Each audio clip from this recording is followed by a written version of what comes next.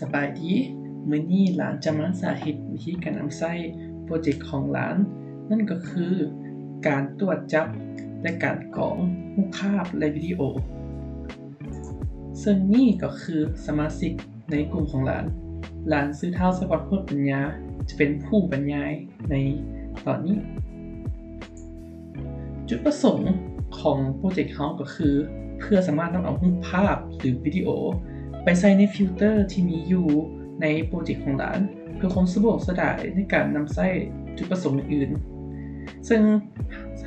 บ่จะเป็นสร้างภาพก็สามารถเอานำรูปภาพมาผ่านฟิลเตอร์ที่เก็บไว้เพื่อความว่องไวกับสะดวกสบายหรือบ่ก็นักวิเคราะห์ด้านความปลอดภัยก็อาจจะเอาวิดีโอไปผ่านฟิลเตอร์หรือบ่ก็ผ่าน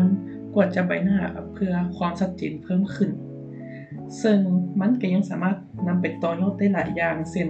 ว่าจะ Deep Learning ของ AI บ่หรือว่าสามารถเอาไป implement กับการกวดจับคนในกล้องวงจรแบบ real time ได้และนี่คือเครื่องมือที่พวกเราได้นำใช้นั่นคือ Microsoft Visual Studio 2022 UI กับ Windows Form App Library ที่เราใช้ก็คือ mgu.cv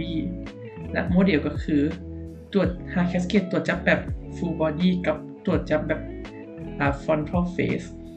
และภาษาใช้ก็คือภาษา C# บัดนี้จะเป็นการสาธิตการนำใช้เริ่มจากการ Start Project มาก่อน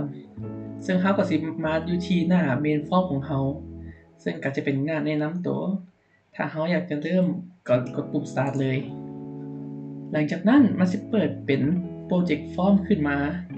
ซึ่งมันจะมีปุ่มหลากหลายให้เราเลือกแต่ทำอิฐก็คือเรามี3ทางเลือกก็คือโหลด Image โหลดรูปภาพโหลดวิดีโอหรือบ่ก็เปิดกล้องเว็บแคมซึ่งหลังก็จะเริ่มจากการโหลดรูปภาพเข้ามาก่อนซึ่งเราจะเลือกเป็นรูปภาพนี้หลังจากนั้นเราก็สิมาอยู่ที่ฟิลเตอร์แล้วมันก็จะมีบอกว่าฟิลเตอร์รูปภาพฟิลเตอร์วิดีโอเราก็เลือกเลยซึ่งเราจะเลือกฟิลเตอร์นี้ตัวเซเปียแล้วก็กด apply filter ไปเลยเพื่อนำใส่ฟิลเตอร์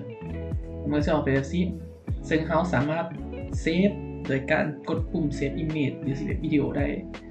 หรือพวกเราก็สามารถกดติดเพื่อ detect ใบหน้าได้แบบนี้ซึ่งเวลาเซฟก็สิออกเป็นหนังสือไฟล์เซฟมันก็จะเซฟให้ต่อไปก็จะเป็นการใส่ฟิลเตอร์ของวิดีโอเริ่มจากการนำใส่รูปวิดีโอเข้ามาแล้วก็เลือกฟิลเตอร์พอเลือกฟิลเตอร์แล้วกด apply แล้วมันอาจจะยังไม่ขึ้นมาสาเหตุก็ย้อนว่ามันต้องกดปุ่ม detect ก่อนแล้วเป็นอย่างคือกดปุ่มต้องกดปุ่ม detect เพราะว่าพวกหลานแน่ใจว่าจะเน้นตัวนำใส่นี้เข้ากับกล้องวงจรปิดนั่นก็คือตัวอย่างของพวกหลานนำพอแบบการเซฟวิดีโอเข้ามาหนังสือแล้วมันก็จะเข้ามาตัวนี้เดี๋ยวมันจะขึ้นนี้นะสุดท้ายนี้ก็จะเป็นการเปิดกล้องของเราเองนะคือเปิดกล้องเว็บแคมให้เรากดปุ่มนี้แล้วมันก็จะเปิดกล้องเว็บแคมของเราขึ้นมาแล้วก็จะดีเทคใบหน้าที่อยู่ด้านหน้าของกล้องเลยนี่นะคือตัวของเราเองแล้วถ้าเราอยากจะเซฟไว้เราก็สามารถเซฟเป็นเว็บแคมนี้ลงมาได้ซึ่งมันจะเซฟเป็นวิดีโอเป็นรูปภาพมาเลยแล้วมันก็สิขึ้นอยู่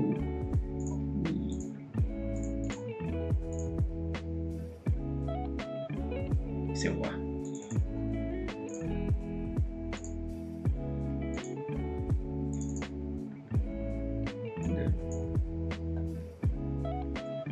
แล้วนั่นก็คือทั้งหมดของการสาธิตการนำใช้โปรเจกต์เขาขอบใจ